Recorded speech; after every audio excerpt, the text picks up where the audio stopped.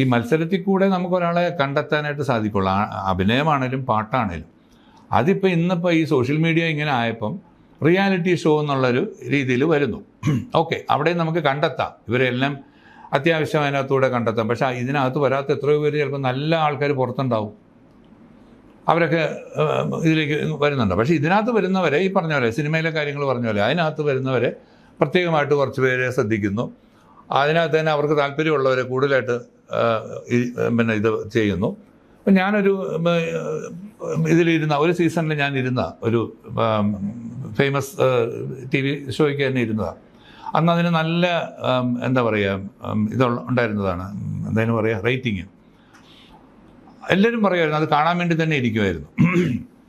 പക്ഷെ പിന്നീട് അപ്പം ഞാൻ ആദ്യമേ പറഞ്ഞു SMS പരിപാടിക്കാണെങ്കിൽ ഞാനില്ല ജഡ്ജായിട്ട്. ജഡ്ജസിന് വാല്യൂ ഉണ്ടെങ്കിൽ അവർ പറയുന്നത് ആണ് കറക്റ്റെങ്കിൽ ആണെങ്കിൽ മാത്രമേ ഞാനുള്ളൂ എന്ന് പറഞ്ഞാൽ അങ്ങനെയാണ് ഞാൻ പോകുന്നത്. അപ്പോൾ അങ്ങനെ തുടങ്ങി ഒരു 5 മാസമൊക്കെ കഴിഞ്ഞപ്പോഴത്തേക്കും പതുക്കെ നമുക്ക് സാറേ അവനെ തട്ടണം എന്നൊക്കെ ഞാൻ പറഞ്ഞാൽ അതൊന്നും നടക്കില്ല. കാരണം ജനം കണ്ടുകൊണ്ടിരിക്കുക. അവർ ചോദിക്കില്ലേ എന്താ പെട്ടെന്ന് അയാൾ പെട്ടെന്ന് ഔട്ടായിപ്പോയി. ഞാൻ പറയാം അതൊന്നും പറ്റത്തില്ല എന്ന് പറഞ്ഞു. അങ്ങനെ ആയപ്പോൾ ഒരു ക്വാർട്ടർ ഫൈനലൊക്കെ ആയപ്പോഴത്തേക്കും ഈ പറഞ്ഞ ഇച്ചിരി പ്രശ്നങ്ങളായി. അപ്പോൾ പിന്നെ എനിക്ക് മേലെ വലിയൊരു സംഗീത സംവിധായകൻ, അദ്ദേഹം എന്നെ കണ്ടുപിടിച്ച ആളാണ്. അപ്പോൾ പിന്നെ എനിക്ക് അദ്ദേഹത്തിനോട് പ്രശ്നം വെക്കാൻ പറ്റത്തില്ലല്ലോ. ജോൺസൺ മാഷിനെ കൊണ്ടുവന്ന് എനിക്ക് മേലെ വെച്ചു. ഞാൻ പറഞ്ഞു ഓക്കെ, സന്തോഷം. അദ്ദേഹം പറയുന്നത് ഓക്കെ ആണെങ്കിൽ നമുക്കത് സന്തോഷമാണ്. അദ്ദേഹം എന്നെ കൊണ്ടുവന്ന അദ്ദേഹമാണ്. അങ്ങനെ പിന്നെ ആ സീസൺ അങ്ങ് കഴിച്ചു.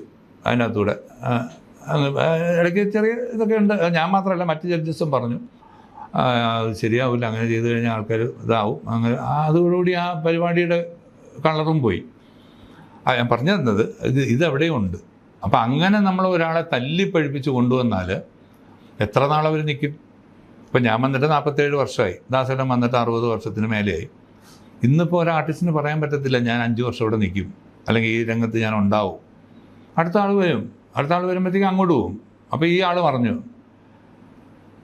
പാട്ടുകൊണ്ട് ഇനി അല്ലെങ്കിൽ ഒരു ഇത് കൊണ്ട് രക്ഷപ്പെട്ടു പോകാമെന്ന് ഇനിയുള്ളൊരു കാലത്ത് എനിക്ക് തോന്നുന്നില്ല പറ്റുമെന്ന്.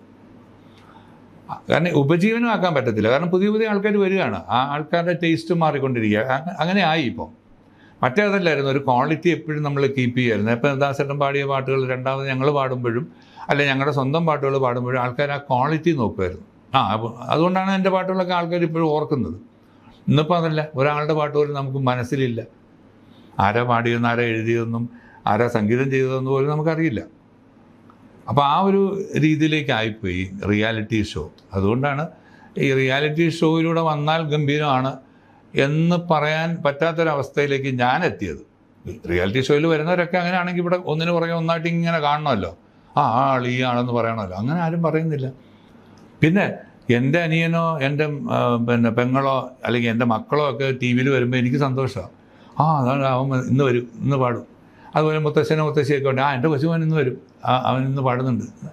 അവർക്ക് സന്തോഷമാണ്. അപ്പോൾ ആ ഒരു ഗ്രൂപ്പിലുള്ളവർ, അവരുടെ ഫ്രണ്ട്സ്, അങ്ങനെ കുറേ ആൾക്കാർ ആ സമയത്ത് കൈയടിക്കും. പക്ഷെ അത് കഴിഞ്ഞ് റിയാലിറ്റിയിലോട്ട് വരുമ്പോഴോ റിയാലിറ്റി ഷോ മാത്രമേ ഉള്ളൂ.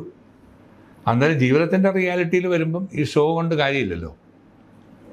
അപ്പം അതിലാണ് അവരൊക്കെ തള്ളിപ്പോകുന്നത്. ഇപ്പം ഷോ മാത്രമായി പോവും. റിയാലിറ്റിയിൽ വരുമ്പോൾ അത് ഷോ ആയി പോവും. ഇന്നിപ്പോൾ പലരെയും കാണാത്തത് കൊണ്ടാണ്. ആ മുൻ ഷോയിലൊക്കെ ഉണ്ടായിരുന്നവരെവിടെ പോയി? അത് തന്നെയല്ല, അവർക്ക് അവരുടെ ഈ പറഞ്ഞ പോലെ ആ ഒരു ഇത് ഒന്ന് കാണിക്കാൻ വേണ്ടിയിട്ടുള്ളൊരു സൗകര്യമോ സ്ഥലമോ പ്ലാറ്റ്ഫോം ഇല്ല. ഇപ്പം ഞങ്ങളുമൊക്കെ വന്ന സമയത്ത് മത്സരം കൊണ്ട് തന്നെയാണ് ഒരാളെ തിരിച്ചറിഞ്ഞിട്ടുള്ളത്. ഇപ്പം യേശുദാസ് എന്ന വ്യക്തിയും നമ്മുടെ യുവജനോത്സവത്തിൽ പങ്കെടുത്ത ജയചന്ദ്രനും അദ്ദേഹം അന്ന് പെർക്കഷനായിരുന്നു, ഇദ്ദേഹം വായ്പാട്ടായിരുന്നു. അപ്പോൾ അന്നത്തെ മത്സരാർത്ഥികളിൽ പെട്ടവർ തന്നെയായിരുന്നു അവർ. എത്ര വർഷങ്ങൾക്ക് മുമ്പ്, 60-70 വർഷം മുമ്പ്. അപ്പോൾ ഞാൻ പറയാൻ കാര്യം, മത്സരത്തിൽ കൂടെ നമുക്ക് ഒരാളെ കണ്ടെത്താൻ പറ്റുള്ളൂ. അല്ലാതെ നമുക്ക് ഒരാൾ ചുമ്മാ ഞാൻ നന്നായിട്ട് പാടുമെന്ന് പറഞ്ഞ് വീട്ടിലിരുന്നാൽ പറ്റില്ലല്ലോ. പക്ഷേ അതിനൊരു മാനദണ്ഡം, അല്ലെങ്കിൽ എല്ലാവരും ഇറങ്ങുന്നവരെല്ലാം ഇപ്പം ജനിച്ച് വീഴുന്നതിൽ ഒരു 95% ആൾക്കാരും കക്കൂസിലിരിക്കുമ്പോഴെങ്കിലും പാടും, അല്ലേ? പക്ഷെ അവരെല്ലാം പാട്ടുകാരല്ല. അതുപോലെ അഭിനയിക്കുന്നവർ ഒരുപാട് പേർക്ക് അഭിനയം ഇതുണ്ട്. പക്ഷെ ഞാനൊക്കെ എൻ്റെയൊക്കെ ചെറിയ പ്രായത്തിൽ ഞാൻ ഈ അഭിനയ രംഗത്തോട്ട് പോയിട്ടില്ല, പക്ഷെ കണ്ടിട്ടുണ്ട്. ഇപ്പോൾ ഈ തിലകൻ ചേട്ടനൊക്കെ പുലികളായിരുന്നു. കാരണം ഒരാൾ ഒരു പ്രാവശ്യം ഒരു എക്സ്പ്രഷൻ പറഞ്ഞു കൊടുത്താൽ അത് വന്നില്ലെങ്കിൽ തെറി തന്നെ പറയുമായിരുന്നു. അങ്ങനെയായിരുന്നു PJ ആൻ്റണി, അങ്ങനെയൊക്കെയുള്ള പഴയ ആൾക്കാർ. ഇന്നിപ്പോൾ അങ്ങനെ ആരെങ്കിലും നിൽക്കുമോ? ഒന്ന് പറഞ്ഞ് രണ്ടു പറഞ്ഞ് ഇറങ്ങിപ്പോവും.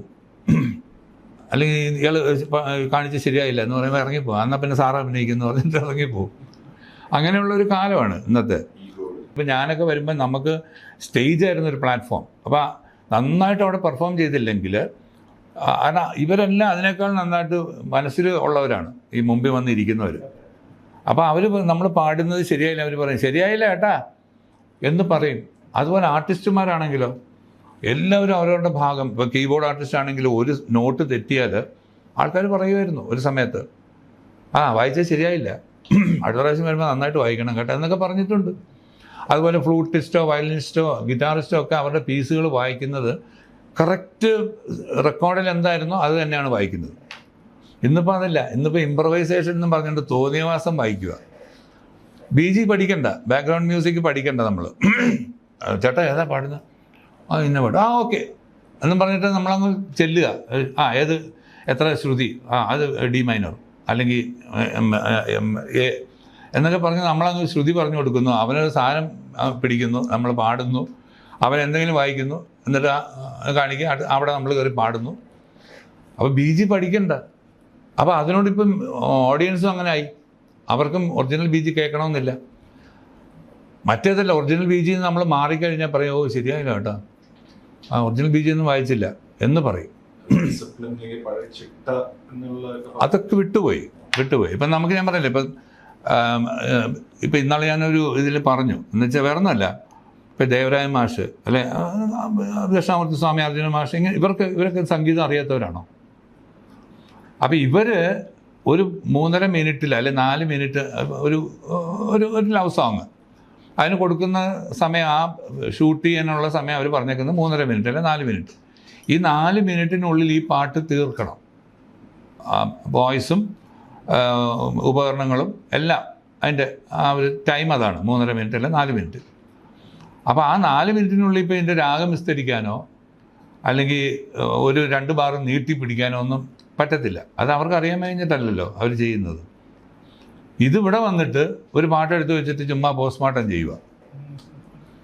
ഇപ്പോൾ ഒരു പുഷ്പം മാത്രമെൻ പൂങ്കുലയിൽ നിർത്താം ഞാൻ, ഒടുവിൽ നീ എത്തുമ്പോൾ ചെവിയിൽ മൂളാൻ എന്നത് ബാബുരാജ് ചെയ്തു വെച്ചേക്കുന്നത്.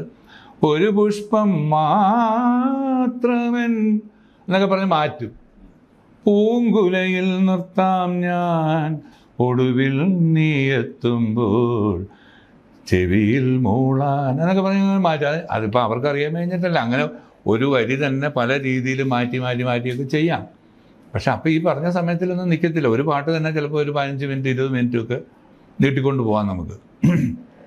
അതിന് അതായത് നേരത്തെ പറഞ്ഞ ഭാവന എന്ന് പറയുന്നത്, അത് ക്ലാസിക്കൽ സംഗീതത്തിൽ അത് പറ്റും, സിനിമാ സംഗീതത്തിൽ അത് പറ്റത്തില്ല. പക്ഷേ ഇവർ വന്നിട്ട് ഇവർ കാണിക്കുന്ന ഇതാണ്. അപ്പോൾ അതിന് പറയുന്ന ഒരു കാരണം ഹരിജി അദ്ദേഹം പാടിയപ്പോൾ ഇങ്ങനെ പാടി അങ്ങനെ പാടിയെന്നും പറഞ്ഞിട്ട് ഇവരും വന്ന് ഇത് തന്നെയാണ് കാണിക്കുന്നത്. ഈ ന്യൂ ജനറേഷനിൽ ഈ റീസെന്റ് ആയിട്ട് വന്നിട്ടുള്ള ഏതെങ്കിലും സോങ് അങ്ങനെ ഇഷ്ടപ്പെട്ടതായിട്ട് സ്ട്രൈക്കിംഗ് ആയിട്ട് ഏതെങ്കിലും ഇംപ്രസ്ഡ് ആയിട്ടുണ്ട്? സത്യം പറഞ്ഞാൽ ഇപ്പോൾ ഈ അടുത്ത കാലത്ത് ഒരു ഒറ്റ ന്യൂജൻ പാട്ടും ഞാൻ കേട്ടിട്ടില്ല. മനഃപൂർവ്വമല്ല, ഒന്ന് അതിനുള്ള സമയമില്ല, രണ്ടിപ്പം റേഡിയോ എന്ന് പറയുന്ന സംഭവം വെക്കാറേ ഇല്ല നമ്മളാരും. പിന്നെ TV തുറന്നാൽ തന്നെ ആ ഒരു പ്രത്യേക ചാനലിൽ പോയെങ്കിൽ മാത്രമേ, അപ്പം ന്യൂസൊക്കെ കേട്ട് കഴിഞ്ഞ് പിന്നെ അങ്ങ് വിട്ടുപോകും. അതുകൊണ്ട് ഞാൻ ഒന്നും കേട്ടിട്ടില്ല. അതാണ് ഒരു പ്രശ്നം.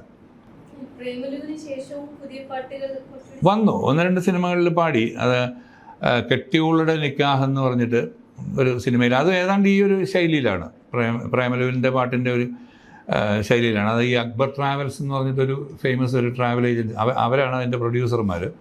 ഒരു ഹിന്ദി നടിയൊക്കെയാണ് അതിൻ്റെ ഫീമെയിൽ ഹീറോയിൻ. പിന്നൊന്ന് താടി എന്ന് പറഞ്ഞൊരു സിനിമ, അതിലും ഏകദേശം ഇതുപോലത്തെ ഒരു മത്തായി ചേട്ടൻ്റെ ഒരു കഥയാണ്. പുള്ളി സ്മോൾ അടിച്ചിട്ടൊക്കെ പാടുന്ന ഒരു നല്ല പാട്ടായിരുന്നു. പക്ഷേ Thank you.